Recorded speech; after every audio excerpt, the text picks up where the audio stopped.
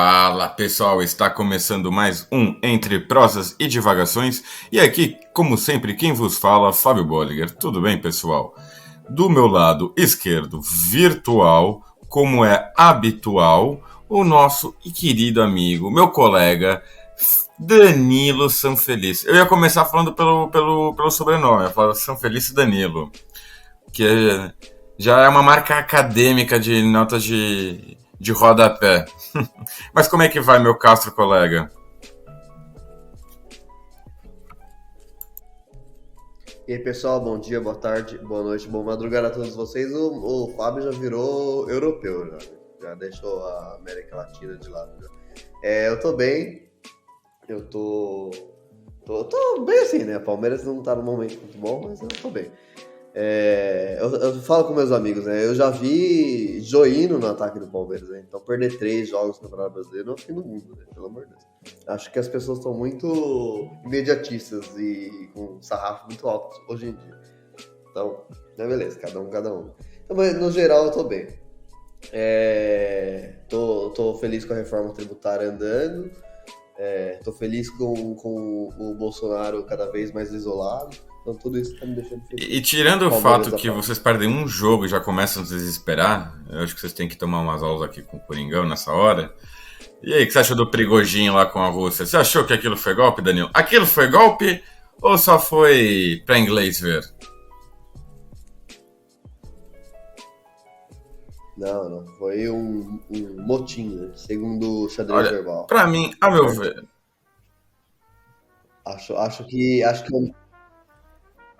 Acho que é uma boa pessoa, um bom podcast a se analisar a questão é o xadrez verbal. E o fio no Twitter também é muito bom.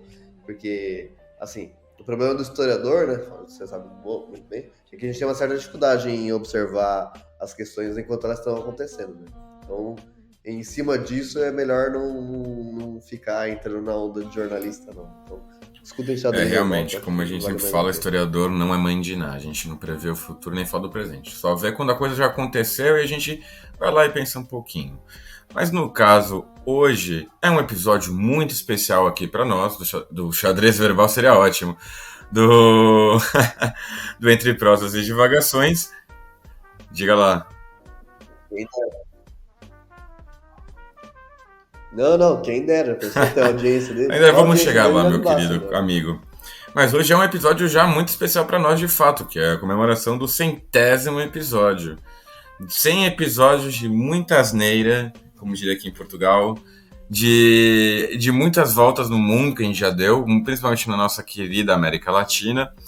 E agora, no caso, o 100º episódio vai em homenagem para você que deu play, que já sabe do que estamos a falar, do episódio sobre a Revolução Constitucionalista de 1932, que ocorrera aqui no nosso estado de São Paulo. Vamos tentar aqui então desbravar um pouco sobre esse evento histórico que tem uma importância de fato para a história nacional, para a história do Brasil. Vamos tentar desmistificar aquela coisa de se foi um movimento separatista ou não, se foi um movimento partido das elites, enfim. Danilo, o que você tem a dizer sobre esse maravilhoso e 100º episódio?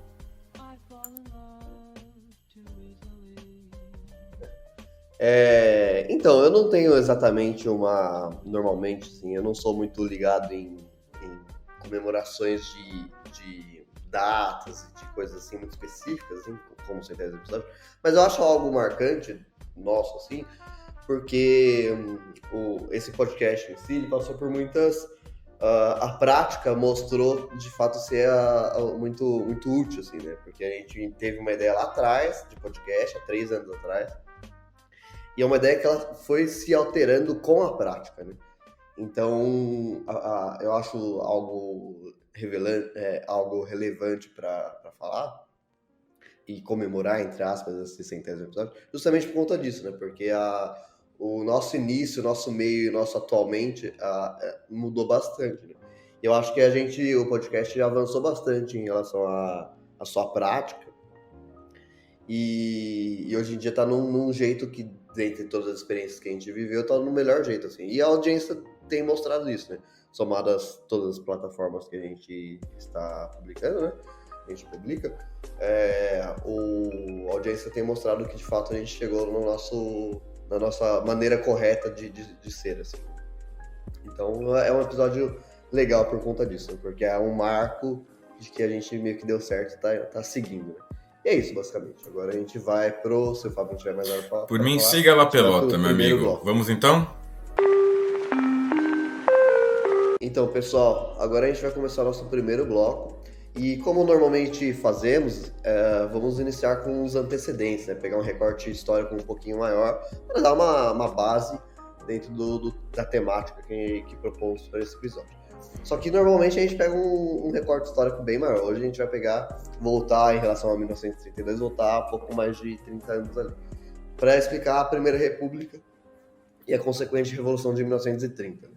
Então o Brasil se torna uma república em 1889, um dos últimos países da América Latina a abandonar a monarquia.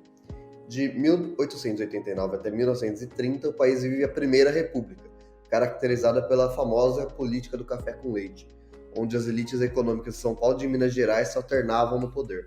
Esse período ele é caracterizado por uma falsa democracia, digamos assim. O voto ele não era universal e tampouco secreto, favorecendo, portanto, os grandes acordos políticos nas grandes cidades e os caciques, digamos assim, né, entre aspas, os caciques políticos nas pequenas cidades, que garantiam sua eleição através de pequenas trocas de favores, ou seja, davam alimentos, davam consultas médicas, coisas assim, às pessoas mais pobres, com a condição de que esse cidadão votasse nele. E como o voto não era secreto, o político tinha certeza, a garantia de que o eleitor cumpriu com a parte dele no acordo. É o chamado, bem famoso também, o voto de cabresto. Cabresto é aquela coisa que coloca do lado da cabeça dos olhos do cavalo para ele não enxergar o que tem ao redor. Além da questão da corrupção, que falamos há pouco, a questão de que o voto era apenas para homens letrados, o que excluía a imensa maioria da população, naturalmente, fazendo com que os responsáveis pela escolha dos governantes fossem sempre os homens e os mais ricos, né? Então, essa questão, por exemplo, dos analfabetos, ela muda no Brasil só em 88, né? Do século XX, no caso. Então, tipo, o domínio político entre os mais ricos se agrava desse momento, que se torna lei, inclusive, não poder votar os analfabetos, né? Então, como a imensa maioria da população, isso a gente até tratou no episódio sobre educação pública no Brasil, na história da educação pública no Brasil, como a imensa maioria das pessoas nesse momento não tinham acesso à escola, a imensa maioria da população era analfabeta e, portanto, seguindo essa legislação, não podiam votar. E também incluía mulheres, né, que mesmo as mulheres ricas, que no caso eram letradas, elas também não poderiam votar. Então era muito restrito e muito estreito isso. Eu acho interessante pode falar. O que você mencionou agora, porque a gente só foi ter de fato o voto genuinamente universal em 1988. Ou seja, nós só fomos ter de fato um voto universal 99 anos depois da proclamação ou golpe da República. Nesses 99 anos, mais os 70 e alguma coisa anos que foi a monarquia, o Brasil independente nunca houve um voto de fato universal. É importante também mencionarmos que nós estamos falando aqui com um olhar, com uma ótica da nossa época, da nossa contemporaneidade. O que nós nos referimos, por exemplo, à República Velha como um governo não democrático, isso tem que ser revisto aos nossos olhos.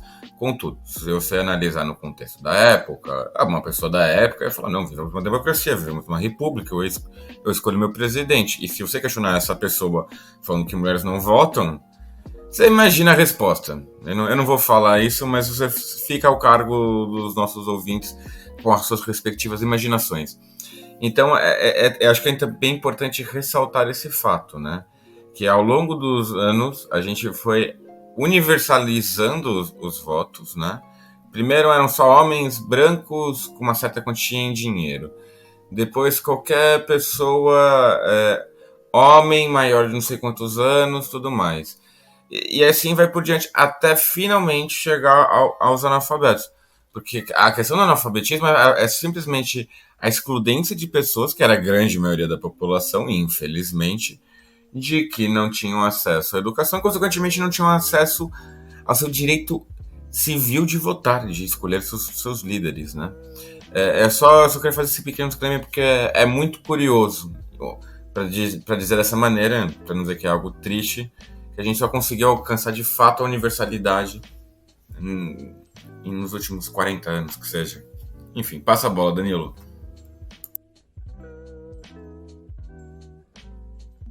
Sim, sim, é impressionante como a política é usada dentro da legislação como domínio mesmo, né? Manutenção e tal. Dá para colocar um paralelo com outros países, por exemplo. A Bolívia, por exemplo, tinha uma legislação onde a população indígena não poderia votar. Estamos falando naturalmente de um país onde 90% da população é indígena. Então, tipo, é a mesma coisa, só que com outra roupagem, né? É um domínio de uma elite branca. Dominando a partir da lei a política e a manutenção desse status quo. Mas agora, continuando aqui, as elites de São Paulo e de Minas Gerais eram as mais ricas do país. E isso garantia a possibilidade de comandar essa política, inclusive se alternando um representante de cada região que comandaria o país, né? Então, essa política garantiu aos dois estados um importante desenvolvimento, pois, evidentemente, o presidente, seja ele mineiro ou paulista, conseguia garantir seus interesses econômicos, focava as políticas públicas e tudo mais nesses dois estados, naturalmente, né? Então, o desenvolvimento político, social, então, do Sudeste, nessa Primeira República, é muito focado, então ele é muito maior do que para o restante do país, né? Os anos de 1920, porém, são marcados por uma série de profundas crises sociais. No fim dos anos 1910, os poucos operários que o país tinha, ainda o Brasil é necessário registrar que nesse momento o Brasil ainda era essencialmente um país agrário, mas já existiam alguns focos industriais, e esses focos industriais, especialmente em São Paulo e no Rio de Janeiro, possuíam naturalmente seus operários, e por conta da migração que o país vivia naquele momento, especialmente nessas duas cidades de italianos, espanhóis e portugueses, existia uma cena sindical grande, porque esses povos, né, italianos, espanhóis especialmente, mas portugueses também, já tinham dentro dos seus países um desenvolvimento de ideias marxistas e de ideias especialmente anarquistas nesse momento muito grande. Então, uma vez que esses operários chegam no Brasil, eles passam a se organizar em sindicatos, e não só em sindicatos, como sindicatos revolucionários, né?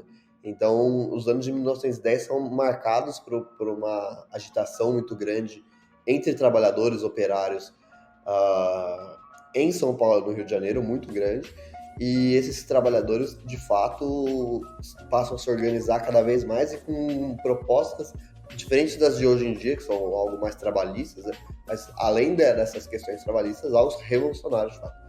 Fala lá, Fábio. É legal você trazer essa questão dos povos imigrantes, né? Porque realmente o Brasil foi marcado no final da monarquia até a deflagração do golpe de 30 com Getúlio Vargas por uma política de embranquecimento da população, consequentemente trazendo muitos imigrantes de origem portuguesa, italiana principalmente, e em menores escalas, alemães, espanhóis e, se não me engano, até poloneses, polacos chegaram a vir ao Brasil e tudo mais. Como você muito bem mencionou, muitos deles trouxeram essas ideologias que estavam já permeadas no mundo do proletariado, no mundo do proletariado europeu, que são praticamente as ideias marxistas e anarquistas. Tem a mulher do Jorge Amado, a Zélia Gattai. Ela é filha de... Ela é um fruto meio que dessa época, né? Vamos dizer assim. Ela é filha de imigrantes espanhóis, se não me engano. Moravam ali na região da Paraíso, quando a Paraíso era outro bairro naquela época. Não tinha nada a ver com que... Para quem é de São Paulo, não tem nada a ver com o bairro da Paraíso de hoje, nos dias de hoje. E isso também se reflete claramente também no futebol. Nós vamos ter associações esportivas como a Portuguesa, que são fundadas nesse contexto, o Palmeiras, evidentemente, e dois casos que eu gostaria de levantar, que poucas pessoas conhecem.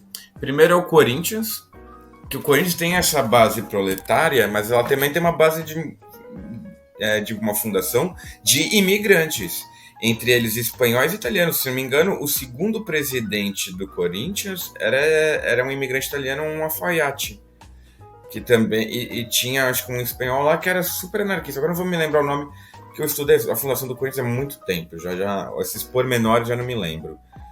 E só para finalizar, pegando o gancho também que o Danilo falou sobre o processo industrial, a gente tem o Juventus da Moca, que a gente claramente conhece como time da base da comunidade italiana também, no tradicionalíssimo bairro da Moca, que foi fundado com o nome de Conde Rodolfo Crespi. Agora Conde Crespi, eu lembro que era Conde Crespi, que é o nome até o atual nome do estádio da Rua da Javari. E é bem a mescla, aquela coisa do imigrante italiano, mais com a industrialização, e naquele momento de agremiação esportiva, funda um time como o Juventus. Fala, Danilo.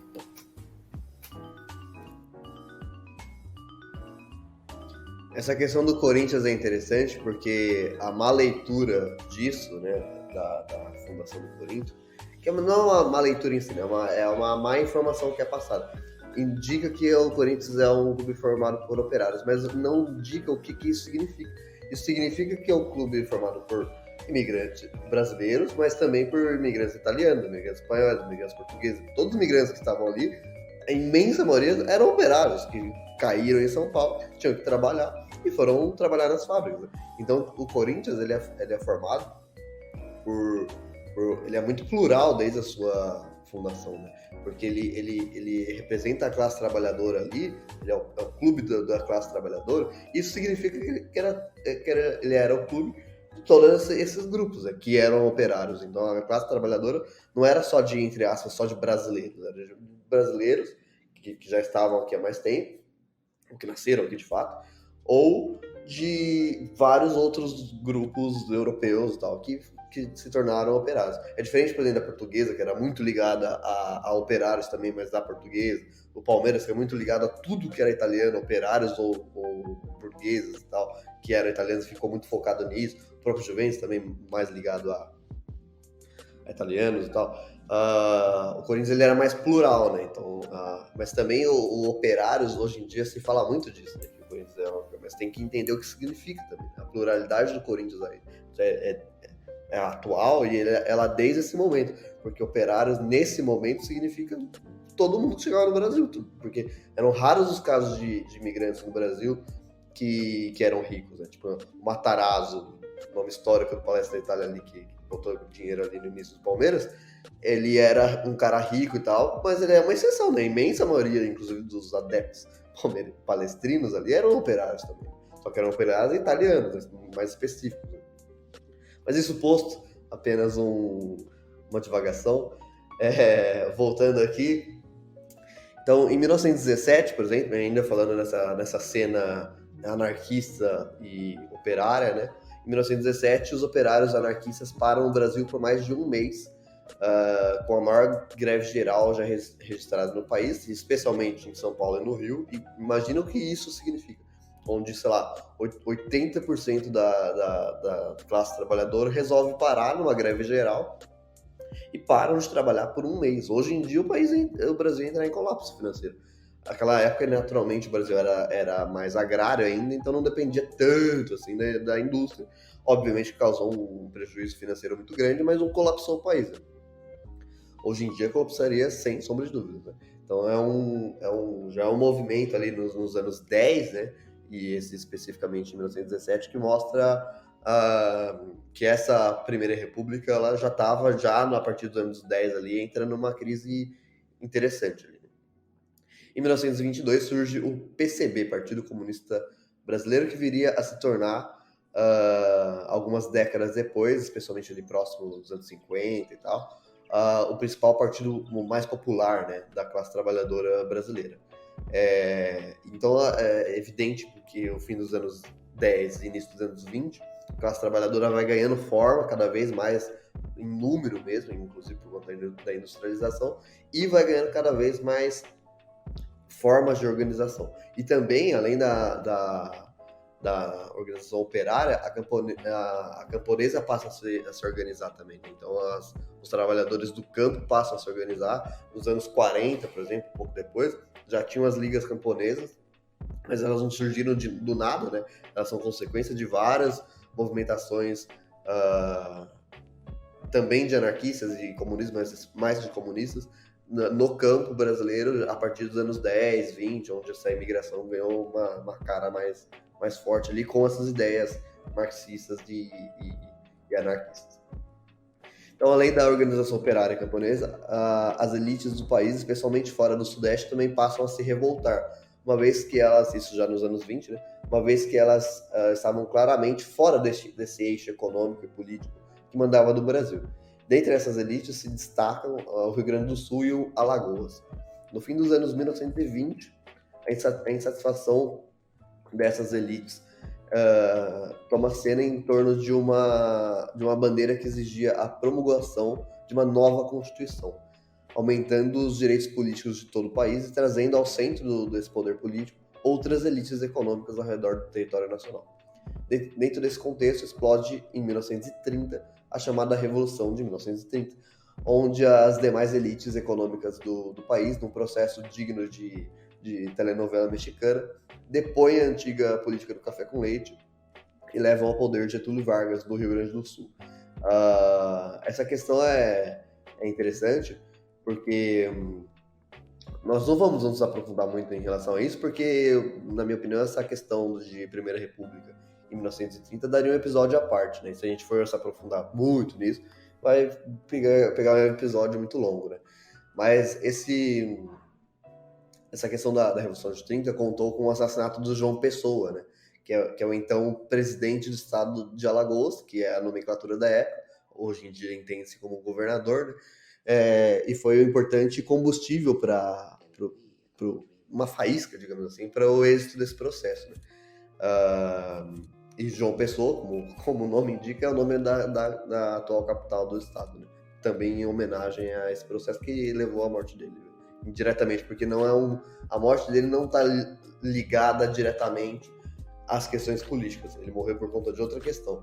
Mas, como todo político é muito esperto e astuto, usou-se isso para levantar essa bandeira. Você quer fazer 3 colocações. Primeiro é uma correção. O João Pessoa ele foi presidente do estado da Paraíba, que com sua morte deu nome... Paraíba, porra. Não, olha, isso aí é com os nossos ouvintes nordestinos, por favor. Eu não tenho nada a ver com isso, foi culpa do Danilo, tá? Só vim aqui corrigir. Mas, brincadeiras à parte, né, com a morte e o assassinato do João Pessoa, que era um braço político muito importante, um amigo de um militar gaúcho, um tal de Vargas, que com a morte dele vai despartizar a capital do seu mesmo estado, da Paraíba, né? Já com relação ao próprio... sobre a questão da Revolução de 30. Eu, particularmente, não gosto muito dessa nomenclatura, porque para mim é golpe. Golpe é golpe. Seja para bom, seja para ruim, golpe é golpe. Existia uma ordem constitucional vigente no qual houve esse rompimento, com intenções que realmente irão acabar com o monopólio que se existia entre o estado de Minas e São Paulo, sem sombra de dúvidas. Mas também a gente tem que colocar em vista que, né, não era uma coisa, vamos democratizar melhor o Brasil. Não, era tipo as elites locais que sempre que disputavam para querer ter mais poder, mais influência a nível nacional. Isso é o Brasil desde a era colonial, isso é o Brasil no século XX, isso é o Brasil nos dias de hoje. É sempre um embate entre as elites locais disputando por mais poder. Não é que não acho certo um ter e o outro não. É tipo, se o outro tem, eu também quero ter, ou excluir o outro para que só eu possa ter. É importante colocar isso em vista. E por último, e só para deixar mais claro, o golpe, na verdade, ele é mais deflagrado quando há o rompimento também institucional, alinhado com alinhado com o interesse dessas outras elites que também demandavam por mais poder, quando o Estado de São Paulo rompeu com Minas e, em vez de apoiar um candidato mineiro, apoiou um candidato paulista. Lembrando que o presidente na época era Washington Luiz, um paulista, e este mesmo apoiou Júlio Prestes. Para você que não está tão habituado com o que nós estamos falando dessa história, esse é o mesmo Júlio Prestes que dá nome à estação. E não é parente do Luiz Carlos Prestes, como muitos imaginam que seja, tá? É só... Eu já vi uma vez isso de uma boca de uma pessoa, então, para quem acha, não, eles não têm nada a ver. Não sei se eles têm parentesco de fato, mas são figuras políticas completamente opostas. Assim como eu não tenho parentesco com um ex-ditador do Brasil. Olha, ainda bem que você não chama Salazar ou Franco também, né? Já ouvi dizer que o James Franco é parente do Francisco Franco, mas até que faz sentido, assim, tipo, não faz o menor sentido, evidentemente. Mas eu fui pesquisar, o James Franco, ele tem origem portuguesa e o Franco, ele era galego. Portugal e Galícia são duas regiões historicamente muito parecidas, né? O povo galego, quando vem para cá, para Portugal, eu até chego para eles, quando eu estou falando com eles em trabalho, eu pergunto para eles, olha, vocês querem que eu fale em português ou em espanhol? Eu não vou falar em galego porque aí me ferra toda a cabeça. Mas enfim, mais uma divagação feita e os esclarecimentos sobre a Revolução / golpe de 30 feitos. Retorno mais uma vez a bola para o Danilo.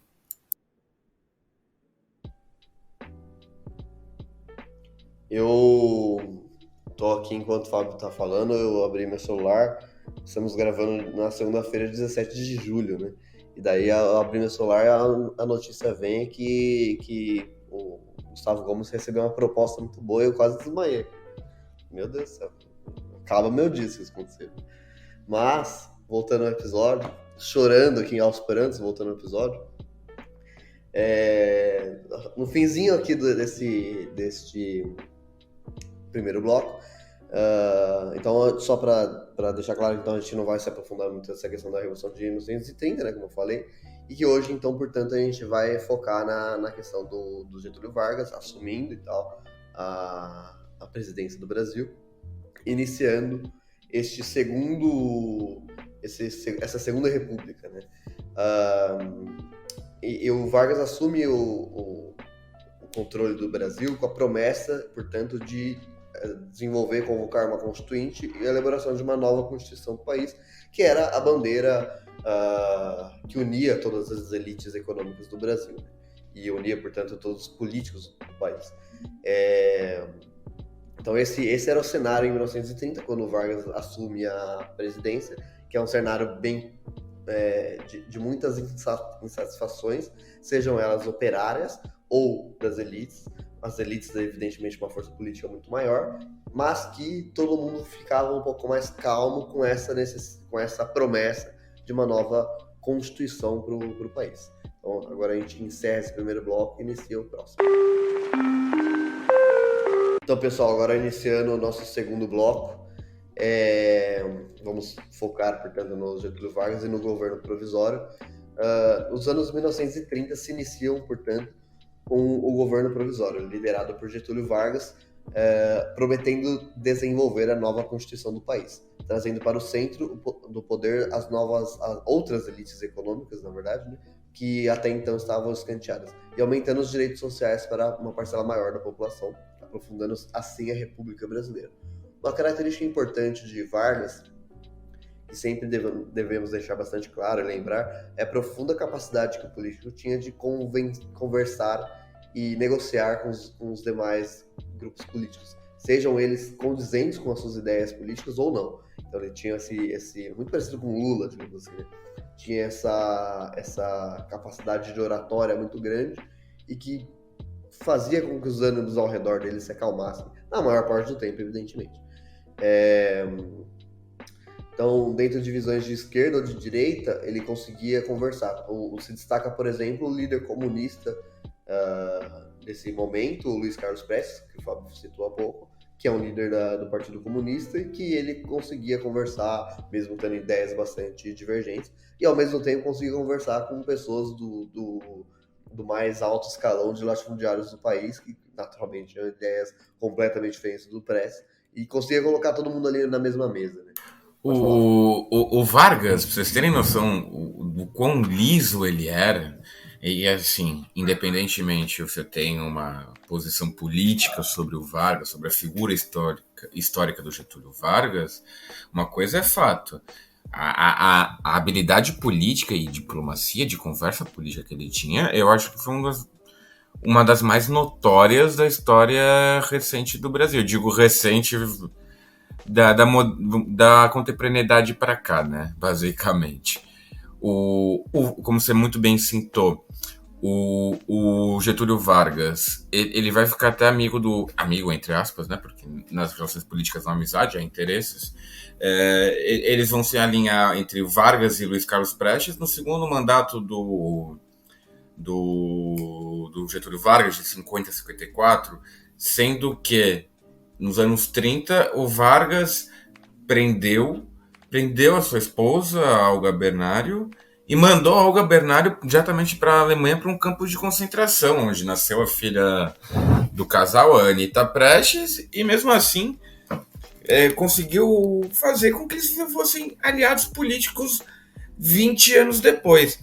Amigo, se tu perde a mulher, quase perde a tua filha, e você ainda fica parceiro político da pessoa, assim, ou você é muito interessado, ou você é muito trouxa, ou o cara é muito bom. Eu acredito mais na última opção.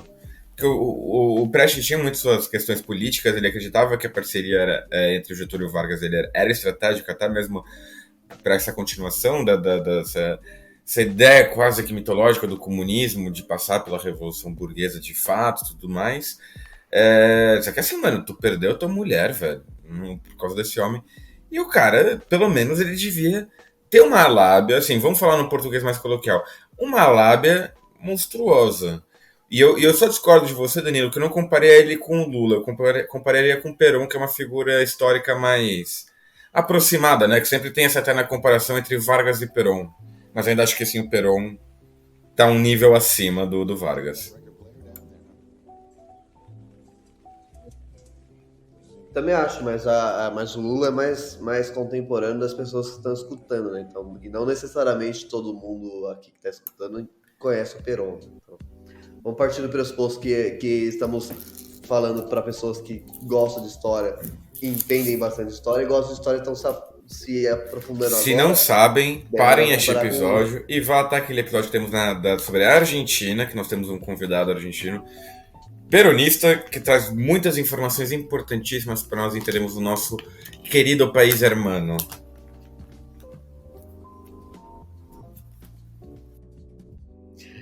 Sem sombra de dúvidas. Então, fazendo uso dessa grande habilidade política, o Vargas, já nesse início de governo provisório, busca trazer os movimentos sindicais junto para si, né? É algo muito inteligente, porque assim, ele deixou de reprimir, né, a classe trabalhadora e como que ele fez a classe trabalhadora chegar mais próximo a si e como eliminou essas lideranças sindicais anarquistas, especialmente. Ele passou aquele jogo de morde a sopra, né? Então ele passou a trazer a classe trabalhadora junto a si, prometendo melhorias de fato, né, na condição de trabalho e tudo mais, direitos trabalhistas, essas coisas. Então já nesse momento, em 1930, esse recorte pequeno que a gente está tendo de 30 a 32, isso é muito pequeno, assim, isso é um movimento ainda muito embrionário. Mas esse processo é bom a gente deixar claro que o que ele fez foi algo muito inteligente, que ele passou a melhorar as condições de trabalho e de vida da classe trabalhadora, não o suficiente para esses trabalhadores ficarem incríveis, ótimos, maravilhosos, mas o suficiente para parar com tanta greve, né? E como consequência, ele enfraquecendo o poder das lideranças sindicais, né? Então, as insurgências observadas até a Revolução de 30 diminuíram consideravelmente nesse momento. Sobraram, especialmente, os trabalhadores mais conscientes do ponto de vista de entender-se politicamente como anarquistas e comunistas. Esses continuaram. E para esses, o Vargas não trouxe para si, né? Ele, no momento posterior, passou a perseguir com torturas e tudo mais. Então, ao mesmo tempo que ele trouxe a classe trabalhadora, iniciou, né, esse movimento de trazer a classe trabalhadora para si, ele seguiu prometendo às elites, especialmente paulistas e mineiras, uma nova constituição, que era a principal bandeira desse momento. Outro ponto importante de Vargas é que ele é um político populista, né, algo muito comum em todo o mundo, especialmente Europa e América Latina, a partir dos anos 1920. Ele possuía, portanto, como estratégia se colocar como esse salvador da pátria, né? Salvador, trazer para si, né, o culto à personalidade, trazer para si como o grande pai da população que ia salvar o Brasil dos seus problemas. Então é esse culto à personalidade muito forte. O Fábio citou o Perón, por exemplo, que faz o mesmo processo na Argentina, e de uma forma ainda mais profunda. Eu só queria trazer alguns fatos interessantes desse contexto da época, porque a gente às vezes muito associa aquela questão da idolatria, ao culto, ao líder, como algo de um regime extremo. E não é exatamente bem assim nessa época. Se você jogar no Google, você vai encontrar muita imagem do Getúlio Vargas com essa ideia de pai da nação. Só que isso é uma coisa que era muito comum do seu tempo histórico. Temos com o Perón, temos com o nazifascismo, temos com o comunismo, que hoje a gente só pode observar essa cultura ao líder, acho que na Coreia do Norte. Temos na Turquia com Atatürk, que é até hoje considerado o pai da nação turca moderna, por assim dizer, né? Então, assim, o próprio Perón também, ele vai beber muito dessa fonte, só que com o fim da Segunda Guerra, vai se dar um espaçamento sobre isso, realmente aí vão se abandonar essa história, tanto que a gente tem que analisar Getúlio Vargas no seu primeiro governo e no seu segundo governo como coisas distintas, porque são figuras históricas até mesmo distintas, né? Eu só gostaria de trazer esse pequeno esclarecimento porque acho que é importante a gente ressaltar, porque a gente, claro, Getúlio sim foi um ditador, mas muitas dessas coisas que tinham não eram só por ele ser um ditador, mas sim fruto de uma época no qual ele estava inserido. Segue com você, Danilo.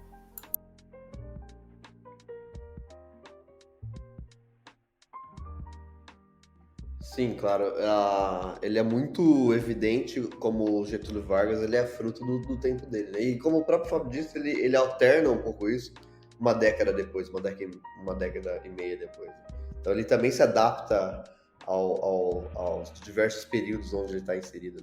Ele é uma figura política que eu particularmente admiro, não que eu não gosto dele, mas eu admiro bastante. É um político a se estudar, assim. Ao longo de todos os anos que ficou no poder, não apenas esse recorte, né, de 1930 a 32, Vargas desenvolve esse aparato de Estado, tanto para servir de escudo ao povo, como para que esse mesmo inchaço possa desenvolver leis trabalhistas e reprimir o próprio povo, né? Então, o outro ponto inteligente do Vargas é justamente isso. Ele passa a desenvolver o Estado que, nesse momento de Primeira República Brasileira, não era algo grandioso, não era algo nacional, como poderia ser, né? Era algo muito restrito ao Sudeste e também muito restrito até às personalidades, né?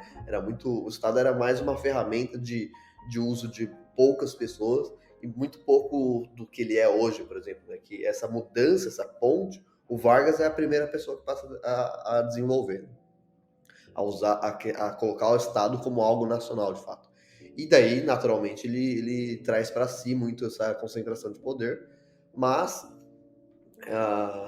entre aspas, para o bem e para o mal, né? Então ele usa esse aparato de Estado que ele desenvolve de uma forma muito grande e muito inteligente nesse momento. Ele usa isso para desenvolver leis trabalhistas, para desenvolver o avanço de industrialização em algumas partes do país, para desenvolver melhoras de condição de vida no campo também, mas também ele usa esse aparato do Estado para criar formas de repressão que, por exemplo, a ditadura civil-militar de 64 ia usar depois, coisas que o próprio Vargas criou no seu tempo de comando do país ali,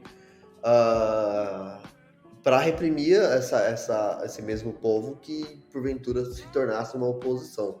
Especialmente a classe trabalhadora, mas também outros membros de outros... O Vargas, sem sombra de dúvidas, ele tinha um projeto de nação voltado assim com uma ideia de Brasil, um Brasil nacionalista, né? E acho que isso é importante nós frisarmos, porque o Brasil, historicamente, ele tem um pêndulo entre um projeto mais nacionalista, um Brasil único, unitário, e um Brasil mais separado, mais federativo, vamos dizer assim, né? Onde há uma distribuição melhor dos poderes e tudo mais. A gente pode observar isso com o Império, que é um projeto mais nacionalista, depois com a República Velha se dá mais autonomia aos estados, e quando chega a ditadura do Vargas, e posteriormente a ditadura do Estado Novo, que a gente não vai abordar aqui nesse episódio, aí nós também vamos ter, né, esse fechamento, né, para uma ideia mais nacionalista e mais brasileira, vamos dizer assim. Só queria jogar um fato curioso, um fato histórico, que houve uma partida no estádio do Pacaembu, no qual o Vargas estava presente, né? Em que foi nesse contexto de um projeto nacionalista, onde as bandeiras estaduais haviam sido abolidas durante o governo Vargas, né? Então nós não tínhamos a bandeira do estado de São Paulo. E quando foi, isso acho que foi em algum contexto do aniversário da cidade de São Paulo, alguma coisa do gênero, em que desfilaram todos os times de futebol.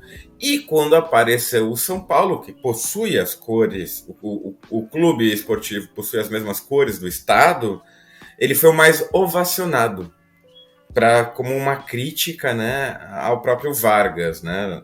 Isso já foi depois da Revolução de 32, então São Paulo ainda tinha aquela certa mágoa. E aí que justamente o São Paulo Futebol Clube ganhou a alcunha do mais querido. Foi por esse episódio. Como sempre, trazendo um pouquinho mais de futebol. Sim. Muito interessante. Sim, exatamente. A eterna e importantíssima relação da política com o esporte. Dentro desse recorte que estamos trabalhando, né, portanto, desse desenvolvimento do Estado para algo mais nacional, já no início dos anos 1930, o governo Vargas começa a desenvolver leis de proteção aos trabalhadores, ainda que bastante embrionárias, comparadas a hoje, naturalmente, mas o suficiente para desenvolver para si um carisma e uma aproximação com essa classe trabalhadora outrora mais revoltosa. Já aqueles trabalhadores pertencentes a grupos sindicalistas mais radicalizados, como os comunistas, os anarquistas, o aparato do Estado passa a agir com prisões e já nesse momento início de centros de tortura. Um ponto de extrema importância que poucos atentam, e é que o Fábio falou há pouco, inclusive, é que o Brasil em 1930 fazia jus ao nome que tinha até então, que era Estados Unidos do Brasil, pois naquele momento os estados possuíam uma Câmara própria e um Senado próprio, conseguindo uma autonomia política, uma força política também, bastante grande. E tudo isso, como consequência, fazia com que essas elites econômicas tinham uma força política muito, muito forte. Assim. Então, podiam, por exemplo, os estados podiam, por exemplo, negociar câmbio com outros países de maneira autônoma, sem ter que passar por um crivo do governo federal. Isso acontecia, entre outros motivos, pois o governo federal, centralizado nas mãos de paulistas e mineiros, usava um governo federal apenas para facilitar e alavancar a si próprios, sem se importar com o restante do país. Ou seja, era aquela coisa que eu falei há pouco, de um Estado, do ponto de vista não de governo estadual, assim, de Estado federal ali, com uma importância muito pequena e algo muito mais à mercê de interesses econômicos de pequenos grupos sociais e grupos estaduais, então nessa primeira república do Sudeste, ponto final. Então o Vargas ele muda isso de uma forma até bastante rápida, mas coloca esse Estado muito com o Getúlio Vargas em si, a figura dele mesmo, no centro do poder. Então, o Getúlio Vargas passa a mudar isso com o desenvolvimento de um país mais plural, assim como muitos populistas dessa época. Mas é muito importante deixar claro que embora ele desenvolva essa questão do Estado Nacional, da ideia de nação brasileira e tudo mais, ele se foca muito nisso, o centro do poder está nas mãos dele, né? Então, tanto é que ele poderia, se fosse apenas o interesse de desenvolver o Estado, a nação, o Brasil e tudo mais, ele poderia dar continuidade ao processo constitucional, né? E a documentação mostra que claramente ele não tinha nenhum intuito de andar com isso, com o desenvolvimento da Constituição, né? Ele tinha um intuito de permanecer como centro do poder todo ao redor dele, né? Então é um jogo um pouco dúbio, assim, né? Embora ele tenha, nesse momento, já desenvolvido o país enquanto nação, por outro ponto, ele usa esse aparato do Estado muito para ficar ao seu redor, seu controle absoluto ali, né? Outro ponto interessante que falamos no episódio sobre a história da educação pública no Brasil, que eu citei há pouco, é que nesse início dos anos 1930, é a primeira vez que o governo busca um debate em torno de uma legislação em torno da educação pública, chancelada pelo governo federal, a famosa Escola Nova, que a gente falou de uma forma mais profunda nesse episódio que eu citei há pouco.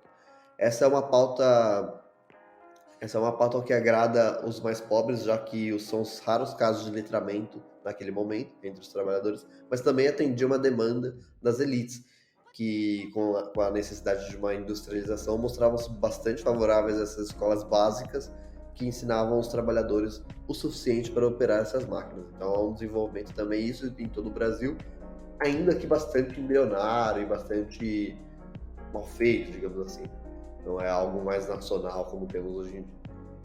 Fábio, é o fim desse segundo bloco. Quer falar? Não, eu acho que já abordamos bem, conseguimos ser bem explicitar muito bem, né, o que foi esse governo do Getúlio Vargas, com esse projeto mais nacionalista, evidentemente, e também já demonstrando como, né, o próprio Getúlio também já tinha esse viés um pouco mais déspota esclarecido, que, como você muito bem mencionou, vai ter repercussões na questão da perseguição, da repressão.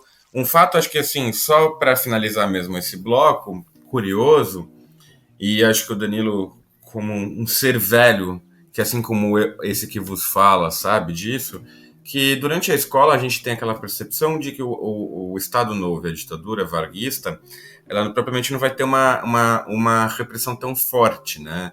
No sentido que é mais só prisões políticas, prisões no sentido que vai para a cadeia, depois em algum momento sai, e até mesmo da repressão da censura. Contudo, e graças ao trabalho de muitos bons historiadores que o Brasil possui, hoje nós sabemos que houveram campos de concentração políticos, né? Ou seja, já sabia-se no contexto da Segunda Guerra que houve certos campos de concentrações no Brasil que envolviam as populações do eixo, né, que migraram para o Brasil, que por um acaso Itália, Alemanha e Japão são comunidades que são muito expressivas no Brasil, mas já se mostrou também agora que também tivemos os campos de concentração de nível político, ou seja, não só para aqueles que eram de ideologias de esquerda, como comunistas anarquistas, mas tudo aquilo que se pudesse vir a opor a Getúlio Vargas. E isso também não se limita a uma figura de questão ideológica política, mas sim de algo um pouco maior, até pessoas da própria direita, por assim dizer, né? E, bom, acho que esses são meus comentários finais, Danilo. Podemos passar, então, para o próximo bloco, por favor.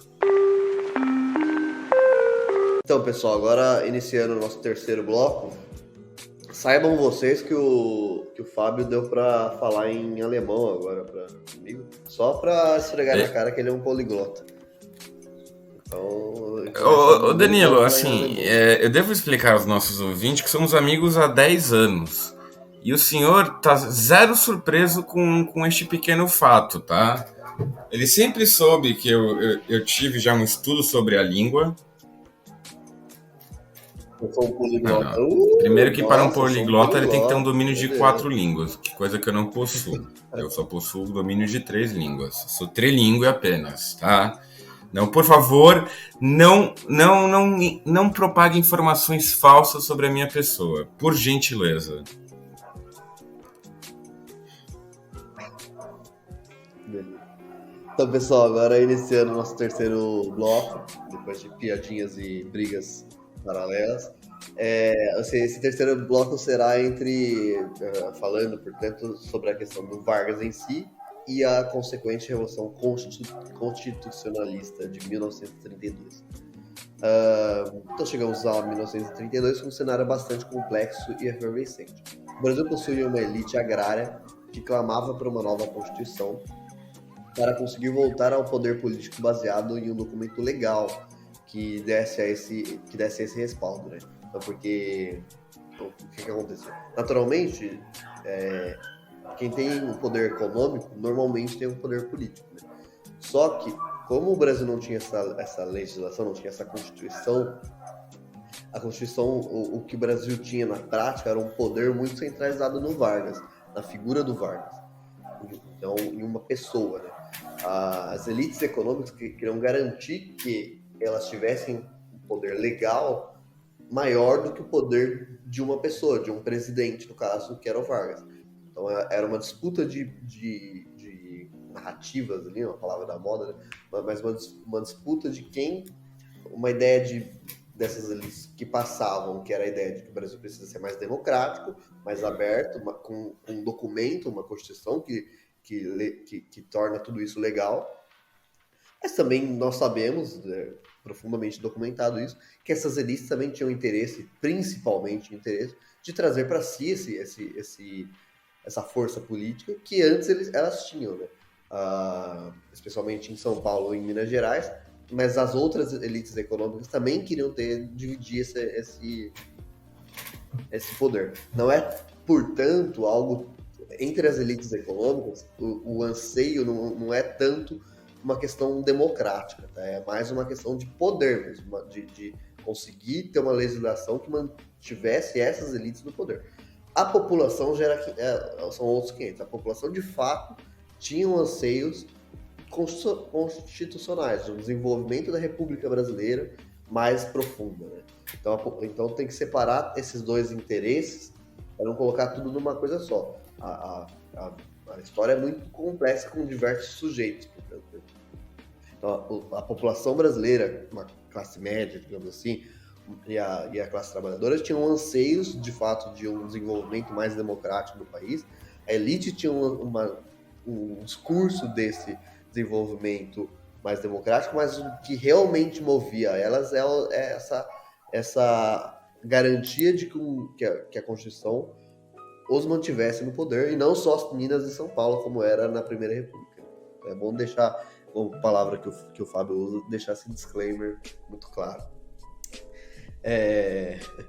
A classe trabalhadora nacional estava dividida entre uma parte contente com esses recentes avanços proporcionados pelo governo, e uma outra parte com uma leitura mais marxista, digamos assim, especialmente anarquista, reivindicando mais direitos e um desenvolvimento organizacional maior, uma liberdade organizacional, porque nesse momento já o governo já tinha proibido algumas formas de organização e tudo mais. Então, existia uma classe trabalhadora mais dividida, mas a maior parte do cidadão, o trabalhador não a maior parte da população era de trabalhadores não sindicalizados e não tão politizados, e comerciantes, por exemplo, pequenos comerciantes, donos de padaria, que não eram elite, mas também não eram classe trabalhadora, essa pequena burguesia, digamos assim, pequenos comerciantes, e esses são mais legalistas, né? Centros universitários, veículos de imprensa e tal, toda essa grande parte da população, era mais legalista, portanto, queria o desenvolvimento de uma Constituição, ponto. O grupo mais à esquerda era menor, embora existia, proporcionalmente era muito mais numeroso que é hoje em dia, por exemplo, e em uma outra esfera existiam essas elites. Então, com a crescente pressão a favor de uma nova Constituição, Vargas promove uma reforma política bastante profunda para os padrões da época, com destaque para a criação de uma justiça eleitoral, acabando com o voto de cabresto. Até então, as eleições locais eram organizadas pelo próprio governo local, o que naturalmente favorecia muito a corrupção, né, e a manutenção dos mesmos políticos ali no poder, porque se são os mesmos políticos que sempre organizam as próprias eleições e o voto não é secreto, então naturalmente a tendência é que se perpetue isso, a manutenção dessas pessoas ali. Com a justiça eleitoral, as eleições seguintes passariam a ser organizadas por pessoas independentes ao governo, né? Acabando, portanto, com a manipulação óbvia e natural que existe ali dos votos. A medida visava acalmar os ânimos constitucionais e dar a Vargas mais tempo para empurrar, né, com a barriga essa ânsia pela nova Constituição. Assim, o plano político do gaúcho era seguir enrolando e empurrando cada vez mais para frente essa mudança, sem mostrar que, de fato, sua ideia era manter-se no poder de maneira mais absoluta e duradoura. Porém, tais medidas não tiveram o resultado esperado por Vargas, e as insatisfações, especialmente dentro das elites, se intensificavam, pois a ausência de uma Constituição, com a ausência de uma Constituição, o país seguia sem partido, sem congresso, sem uma organização minimamente democrática. Outro ponto de profundo desgosto para as elites, outrora apoiadoras de Vargas, eram os interventores que o presidente escolhia aos governos estaduais. Naturalmente eram escolhidos por Vargas e, por consequência, eram bastante fiéis aos interesses de Vargas e não aos interesses dos seus respectivos estados, algo que naturalmente desagradava as elites econômicas de cada estado. Assim, tínhamos um cenário onde cada vez mais governos estaduais possuíam menos poder e uma oposição direta ao que acontecia até 1930, ao passo que esse poder era concentrado nas mãos não só do governo federal, mas principalmente nas mãos de Vargas. E a opinião pública também era moldada, porque assim como hoje, os grandes veículos de comunicação que tínhamos nesse momento eram naturalmente organizados pelas elites, né? Eram comandados pelas elites, eram jornais, por exemplo, de grupos econômicos das elites. Então eles representavam também, de uma forma óbvia, o discurso e o pensamento dessas elites, né? Então a opinião pública daquele trabalhador não sindicalizado, por exemplo, do trabalhador comum, também era muito influenciada por isso, e o discurso do jornal, naturalmente, não falava assim, nós elite, queremos o poder para nós. Não, falava daquele discurso mais bonito, de uma Constituição, um discurso mais legalista, e fazia, de fato, com que a população sentisse esse orgulho estadual ferido e que quisesse esse desenvolvimento maior da democracia do país. Agora a gente vai falar, dentro desse bloco ainda, do desenvolvimento em si da Revolução, né? Em 23 de maio de 1932, a população paulista vai às ruas numa manifestação a favor da Constituinte e contra o governo provisório. As tropas leais a Vargas repelem violentamente a manifestação e, com isso, 4 estudantes são assassinados pelas forças de segurança. Mário Martins Almeida, Euclides Miragaia, né? Drauzio Marcondes de Souza e Antônio Camargo de Andrade, imortalizados hoje em dia, né, pela memória histórica com a sigla, a memória histórica paulista, né, evidentemente, com a sigla MMDC. Então tem ruas aqui em São Paulo com essa sigla, tem o movimento, o monumento a eles, tem ali perto do Parque do Ibirapuera o local onde estão os restos mortais dos jovens e tudo mais. Então, eles se tornaram naturalmente heróis do estado de São Paulo. Tal violência e assassinatos fazem com que a população, até então não atuante politicamente, especialmente essa classe média ou pequenos comerciantes e também o grosso da população, que eram trabalhadores não politizados, passe a aderir às manifestações constitucionalistas cada vez mais intensamente. Então vamos trazer um paralelo com 2012, é muito parecido, guardadas as devidas proporções, mas com aquele movimento aqui em São Paulo também de protesto contra o aumento da passagem de ônibus, que estava num tamanho pequeno, médio ali, até o governo responder muito violentamente, e essa violência tão desproporcional insuflou toda a população paulista, e no protesto seguinte tinham milhões de pessoas nas ruas. Então, nesse processo do MMDC ali, o que aconteceu foi algo parecido. A população paulista já estava nas ruas protestando e tudo mais, mas o número ainda não era suficiente para o desenvolvimento de um conflito, né? de uma revolução, de uma guerra civil e tudo mais. Como o governo federal respondeu com muita violência, assassinando inclusive 4 jovens, o restante da população que viu isso se inflamou, e daí o conflito se desenvolve. Eu só diria sobre a questão dessa comparação com as manifestações de junho de 2013, que elas são parecidas com relação à questão da insuflação que houve por parte da população. Contudo, os objetivos nessa manifestação de 32, elas já eram muito claras, o que em 2013 ainda não era. Em 2013 começa com aquela coisa dos 20 centavos, né? E depois passa para uma insatisfação geral e genérica que deu até, infelizmente, muita margem para a protagonização de uma nova direita, de uma extrema-direita, melhor dizendo, né? Que vem com junho de 2013. Mas uma coisa que você mencionou muito bem, eu acho que deve ser ressaltada, que havia por parte, sim, um desejo das elites locais de uma nova constituinte, para que se pudesse ter um espaço de poder para essas elites, principalmente a elite paulista, que se sentia muito enfraquecida com os eventos do golpe de 30, né? Eles, querendo ou não, perderam poder. Mas o que eu acho que é muito mais importante ressaltar nessa história é que houve uma participação das classes mais populares.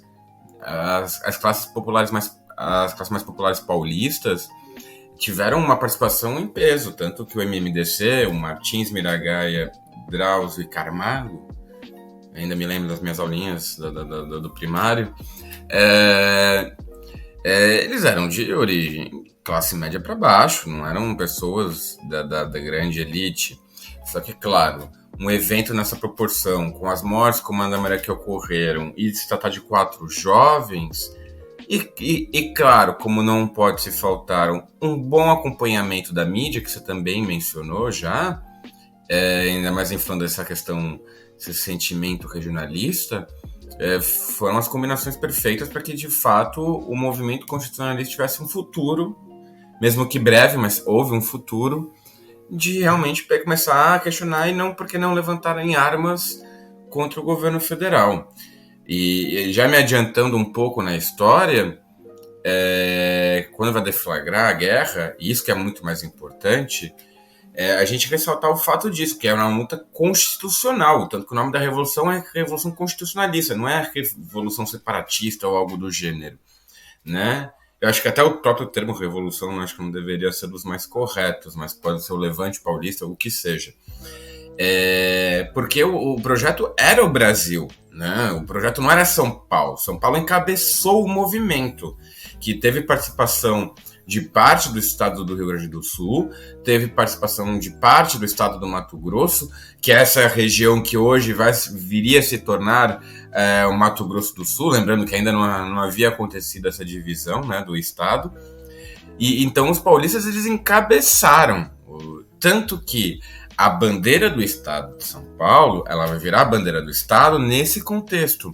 E aí é uma questão que até eu já, no meu nível de historiador curioso, fui procurar a resposta, porque eu já sabia que a bandeira do estado de São Paulo, ela era anterior, foi uma das propostas que se tiveram de uma nova bandeira nacional pós o golpe, pós proclamação da República. E eu achava curioso porque que pegaram essa bandeira do nada e falaram, vamos fazer esse movimento aqui para uma Constituição, qual vai ser a nossa bandeira? Vamos pegar essa aqui. Essa aqui para os Estados Unidos, preta, vermelha e branca. E aí eu fui descobrir que, na verdade, essa bandeira já era conhecida como a bandeira paulista, porque quando teve a proclamação da República, a gente tem que lembrar que, né, 1889 não havia internet e o jornal ele não era assim da noite para o dia. Consequentemente, quando se chegou a história do Rio de Janeiro e em São Paulo, falando que agora éramos uma república, ninguém sabia que tinha aquela bandeira também muito horrorosa, que também essa também é uma cópia dos Estados Unidos, mas verde, amarelo e azul, né? E as estrelas brancas. Não sabia essa informação, não sabia dessa bandeira, nem sabia qual seria a bandeira. Então houve um período, uns dias da semana lá, que foi usada essa bandeira como uma bandeira republicana. Então, quando surgiu um movimento constitucionalista paulista em prol do Brasil, usaram essa bandeira e assim ficou. Por isso que tem no mapa o Brasil e não o estado de São Paulo, que também era outra coisa que me fazia confusão na minha cabeça. Mas eu acho que eu já me adiantei um pouco demais e peço desculpas ao meu castro colega Danilo. Por favor, Danilo, continue nos saboreando com a sua linda voz. Jamais, desculpa, jamais. As suas intervenções são fundamentais. Até porque muitas pessoas elogiam muito a sua voz. Sua voz é muito de radialista, já falaram bastante. Então, um beijo para os nossos ouvintes. Agora derreteu corações. Né? Continuando aqui, depois, com os ouvintes que não desmaiaram com essa linda voz do Fábio, após esse episódio do MMDC, os revoltosos paulistas passaram a investir fortemente em publicidade. Isso é uma característica muito importante desse conflito, para conseguir o apoio massivo da população. Então, cartazes muito parecidos com um clássico, se vocês forem comparar, muito parecidos com um clássico estadunidense, o país o do tio Sam, o dedo apontando assim, exatamente, do tio Sam, mas com alusões naturalmente ao estado de São Paulo e a sua população foram amplamente divulgados e os jovens paulistas eram convocados à guerra.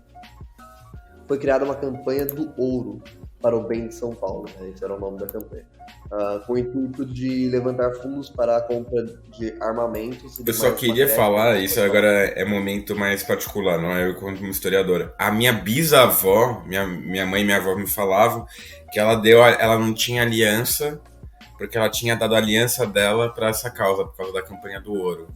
E ela acreditava e tudo mais, só que o filho dela fez o quê? Quando foi convocado, pegou as coisinhas trouxas dele e fugiu pro meio do mato para não ir pra guerra. Muito sabe meu tio avô. Tem o meu aval, porque nessa família ninguém é a favor de guerras.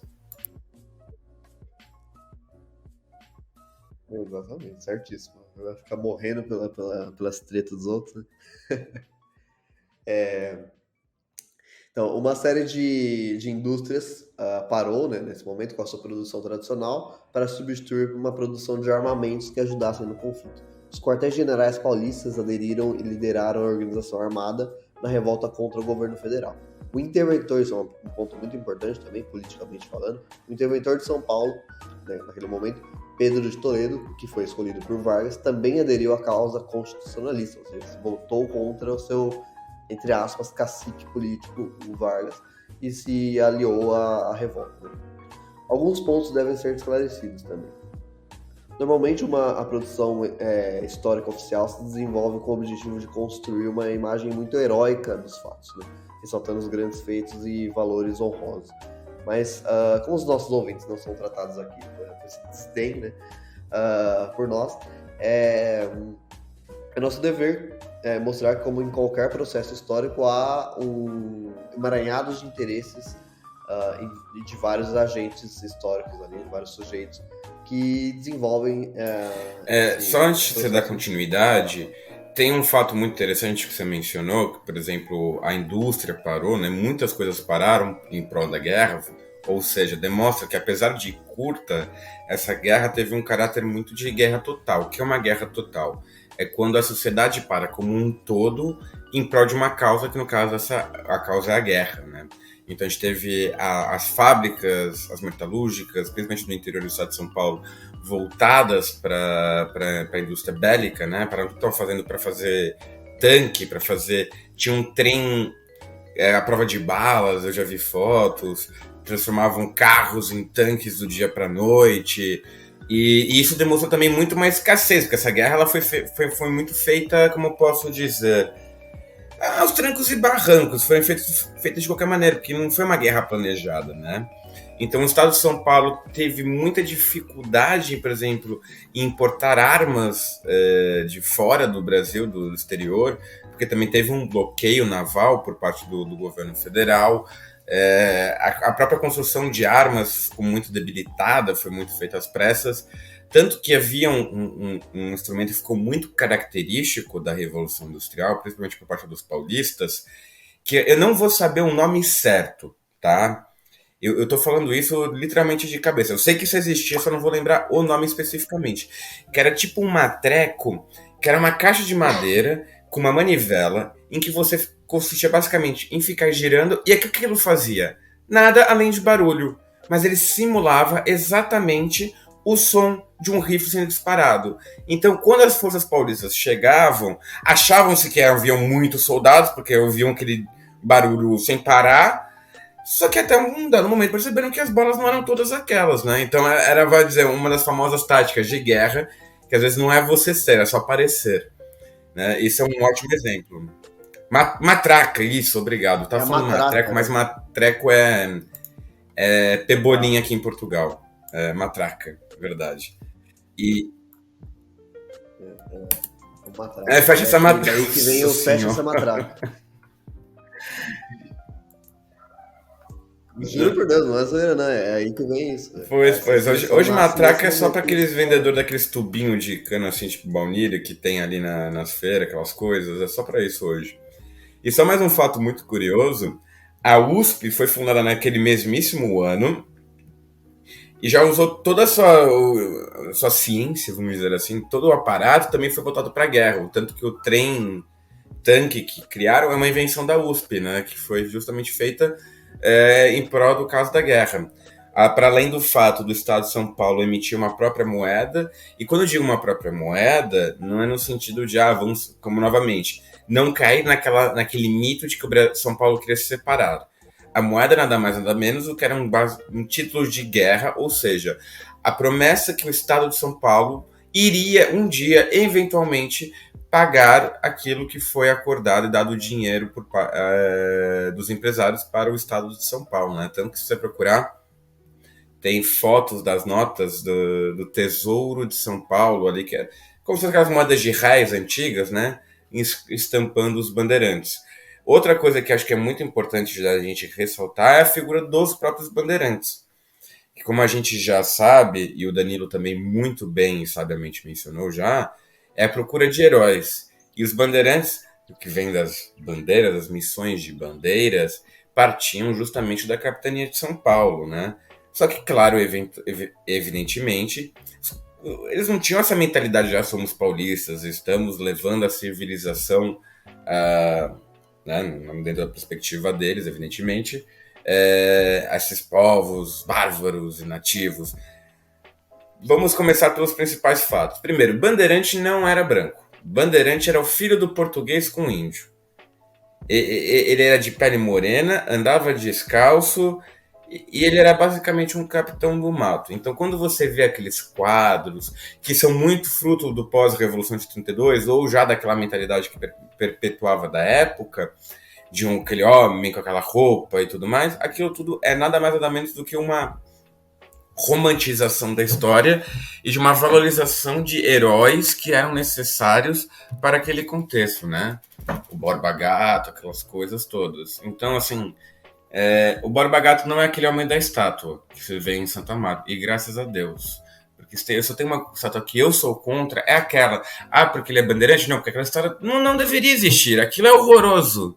Me desculpa se alguém gosta, mas aqui agora é o momento honestidade. É feio demais aquele negócio, pelo amor de Deus. Pode fazer a estátua do que vocês quiserem, mas pelo menos faz bonito. Esse é só uma pequena divagação que eu acho que era muito importante ser trazida, já que é um contexto de Revolução de 32. Danilo, eu peço mais uma vez as minhas mais humildes desculpas e, por favor, retorne com nossa Revolução Industrial, Revolução Constitucionalista, que eu já divaguei demais. Eu estava até começando a chamar de Revolução Industrial.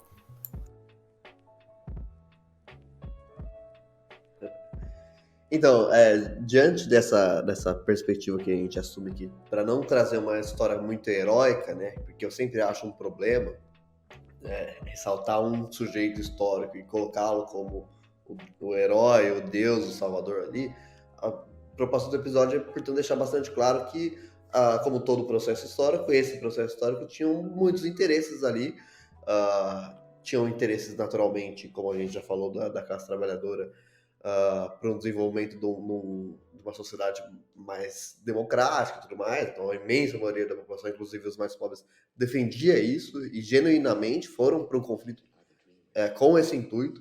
Mas também temos que deixar claro que o interesse das elites era por interesse de poder, né? Por manutenção e um desenvolvimento mais nacional de poder mesmo. Então, é interesse econômico, político e tal.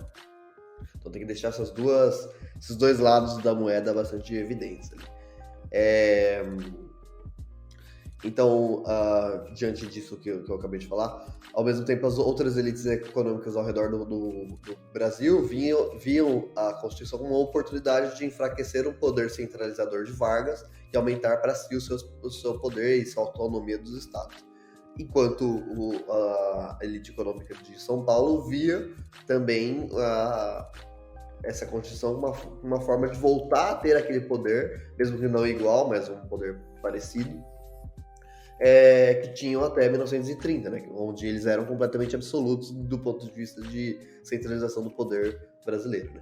As elites de Minas Gerais e Rio de Janeiro se dividiam em uma parte em defender a legalidade e outra temiam que essa movimentação fizesse de São Paulo fosse, na verdade, o interesse de São Paulo, fosse uma desculpa para conseguir a independência do Estado. Então tinha essas elites econômicas mais fortes nesse momento, Minas e Rio de Janeiro, outras do Sudeste, portanto, né, tinham essa preocupação também. Né? Então, embora eles defendessem essa parte legalista, né, da Constituição assim, também temiam que o estado mais rico do Brasil naquele momento, que é São Paulo, que segue sendo, inclusive, tivesse esse interesse de conseguir independência do Estado perante o restante do país. Né? Então tinha essa dialética acontecendo ao mesmo tempo ali, né? Dentro da mesma elite, a elite mineira e carioca. Né? Já a população de São Paulo, em 1932, possuía a ânsia pela justiça de seus mortos, né? O MMDC foi, de fato, uma faísca muito impactante para toda a população paulista, e muito bem também alimentada pelos canais de comunicações, aquilo que a gente falou há pouco, né, sobre a propaganda da guerra feita por São Paulo também ressaltava bastante essa questão do MMDC e essa vingança, digamos assim, não é uma vingança, mas uma justiça, né? Então a população também se inflava muito por conta disso. Né? O problema também dessa parte do conflito é que muitos jovens que eram convocados à guerra, a imensa maioria, né, não possuíam um treinamento militar, né? Embora o exército tenha participado ativamente do processo e da guerra em si, muitos desses recrutas, digamos assim, não tinham treinamento militar. Naturalmente, se você dá uma arma na minha mão agora, a chance de eu atirar em mim mesmo é muito maior do que eu matar alguém, né? Então, acaba acontecendo que, de fato, isso atrapalhava um pouco o São Paulo, porque entra no contexto de uma guerra civil, né? E não numa guerra preparada ao longo dos anos, com o exército, entra no contexto da população pegando em armas, e obviamente muitas dessas pessoas não tinham treinamento militar. Né? O sul de Minas Gerais registrou intensos conflitos, intensos combates. As tropas mineiras foram deslocadas para a região da cidade de Passa Quatro, eu estive lá recentemente, inclusive, para atacar os paulistas, porque, como eu falei, uma parte das elites eram favoráveis ao conflito, mas uma outra parte não era favorável, né? Então, em relação aos mineiros, por exemplo, o problema dessa guerra de revolução constitucionalista foi que muitas elites, na hora do vamos ver, muitas elites nacionais acabaram não aderindo à guerra, né? Então, a ideia de São Paulo, por exemplo, era que essa revolta se espalharia por vários estados, mas muitos estados não aderiram, né? Ou aderiram de forma parcial e tudo mais. Então, no caso dos mineiros, houve nessa região de Passa Quatro, houve conflitos bastante intensos ali, entre paulistas e mineiros, e onde eles tem um túnel muito interessante lá, que eu também visitei, né? Que obviamente hoje em dia a região ali vive muito do turismo, né? Então esse túnel da estrada de ferro que divide os estados de Minas Gerais e de São Paulo foi usado, o túnel da Mantiqueira foi usado como se fosse uma guerra de trincheiras, assim, né? Ele ficava de um lado o exército paulista, do outro lado os combatentes mineiros, e ficava ali dentro desse túnel um conflito que vai não vai, sabe? Então, que dentro do túnel é um pouco mais complicado de guerrear, né? Ainda mais em 1932. Então, o túnel acabou ficando como uma, entre aspas, guerra de trincheiras, ali com avanços e retrocessos, mas sempre ali ao redor desse túnel. Nesse local atuaram duas personalidades que teriam destaque na política nacional nas décadas seguintes, né? Benedito Valadares, que foi chefe da polícia de um destacamento militar de Minas Gerais, e logo após o conflito, Valadares ganhou a confiança de Getúlio Vargas e foi nomeado interventor de Minas Gerais. Juscelino Kubitschek participou do combate como médico. Ele atendia os feridos nos hospitais de campanha. Foi durante a Revolução de 1932 que os dois se conheceram, né? O Vargas e o JK, o Juscelino Kubitschek. Ao assumir a interventoria de Minas Gerais, Valadares nomeou Kubitschek para ser prefeito de Belo Horizonte. Então, é um conflito naturalmente, um processo histórico muito importante, mas também com essas anedotas também, né, digamos assim. Como os demais estados, como eu acabei de falar, não seguiram São Paulo em sua revolta, a força militar paulista ficou limitada, né? Ficou, como eu acabei de falar, São Paulo precisava bastante de apoio dos seus pares para conseguir sustentar um processo de guerra, nesse caso entende-se como uma guerra civil, né? Porque como é que você vai lutar contra o governo federal, que naturalmente tem um aparato militar muito maior, e recursos muito maiores, se você acaba só você se revoltando. Então, São Paulo precisava muito que os outros estados também aderissem ao conflito para conseguir levar por mais tempo ou até conseguir vencer, né? Vencer o conflito em si. Assim, São Paulo ficou um pouco mais isolado, aguentou por 4 meses esse conflito, se rendendo oficialmente em 1º de outubro de 1932. Os números oficiais dão conta de 934 mortos, mas estima-se que esse número seja muito maior, uma vez que o registro por parte do Estado em 1932 era muito complicado, especialmente em um governo com uma democracia mais frágil, como era o de Vargas naquele momento. Então, naturalmente, hoje em dia nós temos ocultação de cadáver por polícia militar, imagina em 1932. Né? Então, estima-se, não dá para afirmar, né? Nós não temos dados para conseguir afirmar o número de mortes e tudo mais, mas estima-se que esses números sejam muito mais profundos, né? Inflacionados. As principais lideranças dos movimentos tiveram seus direitos políticos cassados e foram exilados para Portugal. Agora a gente vai terminar esse terceiro bloco, não sei se o Fábio quer falar mais alguma coisa, e o quarto bloco falar das consequências. Quer falar mais alguma coisa, Fábio, nesse bloco? Fechamos então? Então agora a gente vai para as consequências do quarto e último bloco de conteúdo, para depois ir às dicas culturais. Então, pessoal, agora o nosso último bloco de conteúdo, passando para as consequências desse conflito e de todo esse processo histórico. Como consequências diretas, temos o fortalecimento de Vargas no imaginário popular, já que suas tropas detiveram o estado mais rico do país. Né? Então, não é que ele entrou em conflito contra ninguém, entrou em conflito contra o Estado que tinha mais poder político até 1930, junto com Minas, e tinha uma maior concentração latifundiária e de recursos financeiros. Então ele conseguiu derrotar um inimigo muito grande de forma até que rápida, né? Então isso favoreceu bastante o desenvolvimento do imaginário do Vargas junto à população do restante do país.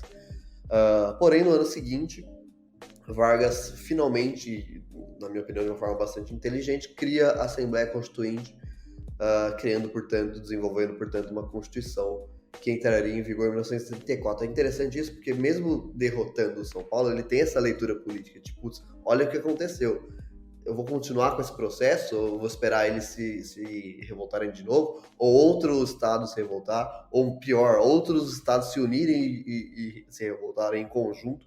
Então o Vargas ele teve essa leitura política de que era o momento, de fato, dar esse novo passo, né? Agora, a princípio, Vargas estaria sobre um regimento de leis que lhe tiraria poderes políticos que até então eram absolutos. Ao mesmo tempo, não puniu São Paulo pelo seu levante. Pelo contrário, buscou ajudar o desenvolvimento da industrialização e no fortalecimento do plantio de café para manter a elite econômica do Estado sob o seu jugo. Muito inteligente também, na minha opinião. Não gosto do Vargas, mas eu tenho que reconhecer a sua inteligência política. Os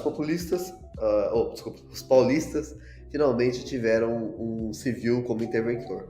Em agosto de 1933, Armando Salles era nomeado interventor e em 1935 foi eleito governador constitucional. Salles convocou uma Assembleia Constituinte que elaborou uma Constituição para o Estado de São Paulo.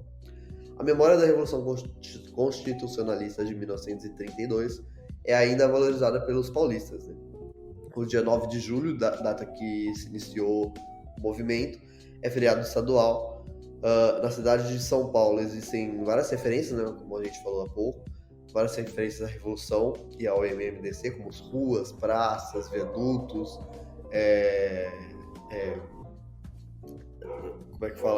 monumentos e tudo mais. Além do principal monumento erguido no próximo ao Parque do Ibirapuera, onde estão guardados os restos mortais daqueles que morreram lutando pela Constituição aqui em São Paulo. E também, isso que o Fábio falou sobre a avó, né, Fábio, ou bisavó, não lembro,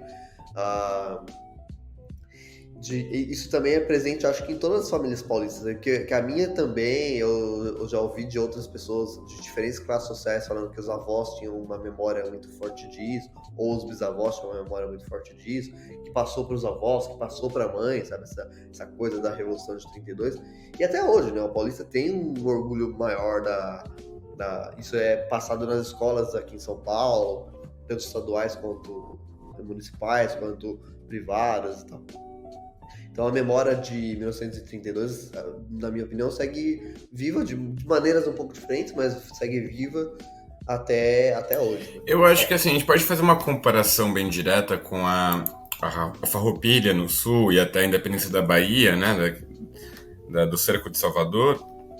Eu acho que desses orgulhos regionalistas, a Revolução Constitucional de 32 é a menor, vamos dizer assim, né, proporcionalmente. No sul, a questão da Farroupilha, esquece. No que você anda 4 metros na rua, você já vê alguma referência à Farroupilha, ao Garibaldi, a tudo, né? A Anitta Garibaldi também, e por assim em diante. No caso paulista, a gente também tem que lembrar que foi, querendo ou não, uma guerra curta, uma guerra que durou meses, né? Houve, sim, de fato, um engajamento por parte da população que nunca havia sido vista antes no estado de São Paulo. Só que tem um grande lance nessa história que eu acho que é importante a gente deixar aqui bem claro nessa conclusão. No sentido bélico da palavra, a Revolução de 32, ou o Levante Paulista, chamem como bem lhe apetecerem, não teve logros. Ele não conseguiu, de fato, ter algum tipo de sucesso. Não, eles perderam em poucos meses. Porque num contexto de guerra, isso não é mais humilhante que a Guerra dos 6 Dias, que está no próprio nome. Só que do ponto de vista ideológico da coisa, do que de fato do que de fato desrascar, desculpa, é uma palavra muito portuguesa, tô com um modo português na cabeça, o PTPT.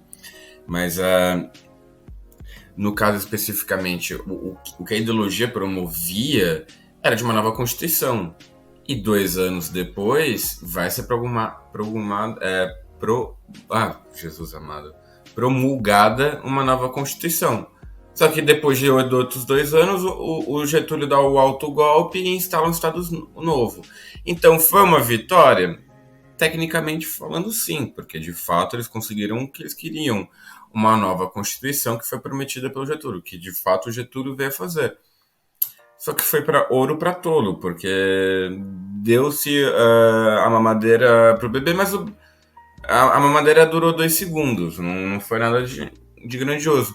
O que foi o suficiente para os ânimos se acalmarem até o Getúlio dar o autogolpe, né? Que depois viria só sair do poder em 1945, sendo que, uma vez que Getúlio enfrentou as forças nazi-fascistas, em prol da liberdade, não faria muito sentido manter um ditador, né? Tanto que boa parte daqueles que eram ditadores caíram, né? Porque o Brasil também não estava vivendo nenhum confronto político direto para que fosse mantido naquele contexto.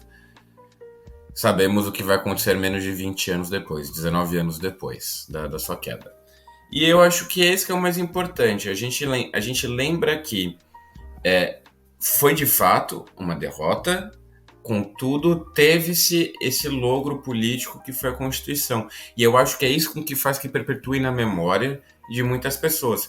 Porque a revolta de 24, que também ocorreu em São Paulo, pouco se fala, pouco se menciona. Ou a grande greve, como o Danilo mencionou, em 17, que também parou as fábricas durante um mês, pouco é discutido e foram movimentos que tiveram grandes importâncias a níveis nacionais. Mas a guerra de 32 foi a que teve, vamos dizer, a sua maior projeção. Como o Danilo também muito bem mencionou, o obelisco que temos no Ibirapuera, a sigla MMDC, temos ruas, temos pontes, temos ainda muitas coisas no nosso dia a dia, do nosso andar, que a gente vai se topando com a Revolução de 32. Às vezes nem sequer saibamos. Eu já estou num episódio de muito fatos curiosos, porque acho que é muita coisa que eu aprendi ao longo da vida e fui adquirindo. Toda cidade, toda capital, melhor dizendo, do Brasil, tem uma avenida chamada Getúlio Vargas. No Rio de Janeiro é famosíssima a Avenida Getúlio Vargas. Em São Paulo, não. São Paulo é o único lugar que não tem. E o que deveria se chamar Avenida Getúlio Vargas se chama Avenida 9 de Julho. Agora, existe uma instituição de ensino superior, de alta qualidade, que se chama Fundação Getúlio Vargas, FGV, para os mais íntimos. Para quem é de São Paulo sabe muito bem aonde fica a Fundação Getúlio Vargas, na famosa Avenida 9 de Julho. E isso não é por casualidade, é por assim, uma espetação mesmo para falar, ó, não vai ter avenida, mas então vai ter FGV aqui. Que a FGV, se não me engano, é do Rio de Janeiro originalmente. Não sei dizer agora, posso estar falando altíssimas asneiras. Mas esse também é um outro fato curioso que nós temos também do Estado de São Paulo, sobre essa questão da Revolução de 32. A própria data 9 de julho é uma data que todo paulista lembra e reconhece, tanto que esse episódio está sendo gravado agora nessa altura do campeonato, porque se passou agora recentemente o 9 de julho. E enquanto eu estava aqui enrolando e falando para vocês, de fato a FGV é uma instituição de origem carioca. Mais uma coisa que carioca fica enchendo o saco do paulista, pelo amor de Deus. Brincadeirinhas, um grande beijo a todos os ouvintes cariocas, gostamos muito. A nossa única briga é com bolacha, o resto tá tudo certo. E ketchup na pizza, depois o resto tá tudo certo. Depois a gente se aceita tomando cerveja junto. Oi? E com o Flamengo. Aí já envolve futebol, já não é tão regionalismo. Meu ódio do Flamengo não vem pelo fato de ser do Rio de Janeiro. Não tem nada a ver, porque até eu gosto de jogar com o Flamengo. Com o Flamengo, porque eu gostava muito de ver um jogo no Maracanã. Nada a ver com Adorava ver o antigo Maracanã, atenção, não é esse aí que é da FIFA. Mas enfim, acho que da minha parte é isso. Danilo, gostaria de fazer mais alguma conclusão com relação à Revolução de 32? Não, tudo que foi dito já me basta já. Suponho que seja isso mesmo, então agora a gente vai para as dicas culturais. Bem, pessoal, e agora chegamos nas nossas dicas culturais. No caso, a minha dica cultural vai ser um pouquinho curtinha dessa vez, até porque, infelizmente, não tem muito material aqui para trazer para vocês. Mas, no caso, um livro que não particularmente conta sobre a Revolução de 32, mas conta muito desse contexto de como era São Paulo, desses grandes povos migratórios que chegaram na cidade e se encontraram em São Paulo, justamente, né? É um livro de uma autora que eu já mencionei no episódio, da Zélia Gattai, mulher também conhecida como Mulher de Jorge Amado, membro da Academia Brasileira de Letra, e já não, infelizmente, já falecida, mas é o livro dela, Anarquistas Graças a Deus, que foi um livro que eu li na juventude, sou ainda jovem, mas eu li isso quando tinha meus 14, 15 anos, foi um livro que me fascinou muito, é um livro que forçou um pouco muito minha cabeça na época, né? Estamos falando de uma cabecinha de um adolescente, que na época foi uma baita leitura, um baita de um crescimento que eu tive com esse livro, né? Foi ali que eu pude me identificar um pouco até mesmo com a área de história, né? Achar isso interessante. Para além disso, eu acredito que já houveram muitas produções de vídeo cinematográficas sobre a Revolução de 32, né? Digo, filmes e séries, muitos provenientes de uma certa rede de televisão da família Marinho, do Rio de Janeiro. Lembro-me de algumas, mas francamente não vou saber trazer aqui os nomes. Estou falando de coisas que já havia muitos anos, 15 anos, coisa de 15 anos mesmo. Mas é isso, pessoal. Não caiam em mitos, saibam que a história não é tão assim óbvia. E é isso, passa a bola para o meu amigo Danilo.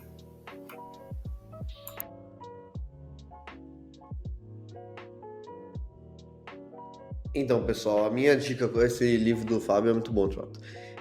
A minha dica cultural é um podcast chamado, deixa eu colocar aqui, Fronteiras no Tempo. Muito bom de história. E eles têm 2 episódios sobre a Era Vargas, né? Então, o nome é a Era Vargas Parte 1 e Era Vargas Parte 2. São Fronteiras no Tempo, a Era Vargas Parte 1 e a Era Vargas Parte 2. E cada um tem 1 hora, mais ou menos, e é um podcast que eu descobri recentemente, tenho gostado bastante. Eles sempre levam convidados e tal, então tem uma levada legal, assim. É legal porque, assim, como eles sempre levam convidados, muda bastante as pessoas que estão ali falando, né? Tem episódio que eu não gosto, porque os convidados não são muito, às vezes, muito didáticos e tal, mas isso faz parte da vida, né? Mas esse episódio especificamente é muito bom, eu gostei bastante, então eu recomendo. Inclusive foi nesse episódio que eu ouvi sobre a história das matracas, que o Fábio também trouxe aqui nesse episódio. Então, quando ele estava falando, eu tinha ouvido recentemente, porque eu estava usando esse episódio também como estudo. Então, e o podcast em si, né, para além desse episódio, é um podcast muito interessante também. Então, eu recomendo este podcast. Teria outros livros, mas tem outros livros que eu já deixei de dicas culturais em outros episódios sobre a Era Vargas. Então, dessa vez, decidi por trazer algo novo. Da minha parte é isso, Fábio. Podemos e devemos. Olha, para todos que chegaram até aqui ao final, nosso muitíssimo obrigado. Como sempre, com os recadinhos que não podem faltar, sigam-nos nas redes sociais que mais lhe apetecerem. Toquem nosso podcast no seu tocador de podcast favorito. E sugestões, críticas, dúvidas, convites para o almoço de domingo com a família. Estamos sempre com portas abertas a aceitar qualquer coisinha, seja crítica ou convite pro almoço de domingo, viu, pessoal? Um beijão no coração de vocês e até o próximo episódio. É isso aí, pessoal. Um abraço, um beijo e fico feliz que vocês estejam aqui conosco nos 100 episódios. E é isso. Espero que eu e o Fábio vamos conquistar o episódio número 200, né? E para ir até a Lua. É isso, pessoal. Um grande beijo, abraço e tchau. E vai Palmeiras.